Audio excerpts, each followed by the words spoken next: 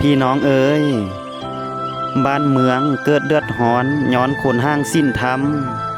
ใจบ่นำคำซ่อนพุทธองค์เอามาไว้มีแต่พาโลหายเห็นแก่โตใจกะตั้มคำพระองค์บอกไว้บ่มีได้ใส่ใจแท้นาอดมาซิมความส้มมักหนาวสี่ว่านเวอร์ต้นตั้งต้นมันสิส้มตั้งกั้นโอดสะเยือนกินข้าตั้งขิงโอดสะเยือนกินลิงตั้งกระต่ายโอดสะฝังเสียงปากเสียงจ้าบ่าวหม้อพรผู้ขี้หายสามสาวผู้เพิ่นดีก่อนนาเซินเด้อเซินทันมาแวลินนำหม้อพรมือไม้พี่น้องเอ้ยเสียงบ่มวนอภัยทานเสียงบ่ว่านอภัยแด่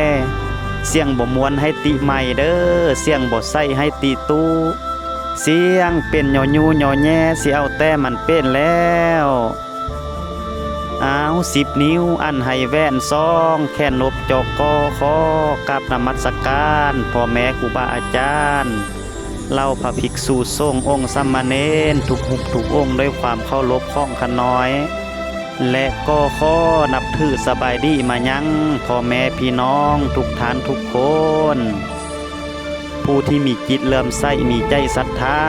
ตั้งจิตมาตั้งแต่ใกล้ตั้งใจมาตั้งแต่บ้านมาทำบุญทำทานในมื้อนี้อ้าวมาฮอดจอดเทิงแล้วก็มาฝากซื้อไว้เป็นบุญเด้อมาฝากนามสกุลไว้สร้างบารมีมาฝากคุณงามความดีไว้กับพระพุทธศาสนาได้ยินเสียงค่อยแล้วโฆษณาบอกกล่าวขอเชิญสาวพี่น้องบ่ายแบ่งมาทานให้มาบริการเพิ่มโมทนานำแด่ขอแพ่นำญาติพี่น้องอย่ายื่นเก้อเลิกใกล้เพิ่นวัดทานไปแล้วสีลำรวยบ่ทุกยากเอาเงินมาฝากไว้คอยสีได้อวยพรบทคำก้อนคอยสีอวยพรให้เด้อพาพรใส่คอยสีทรงป้อนเงินลงปะไว้